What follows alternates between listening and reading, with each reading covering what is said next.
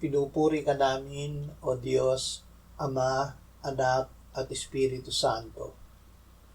Salamat, Ama, na ibinigay mo sa amin si Jesus na iyong anak, na namatay para sa aming kasalanan, iyong muling binuhay, iniakyat at iniluklok sa iyong kanan sa langit.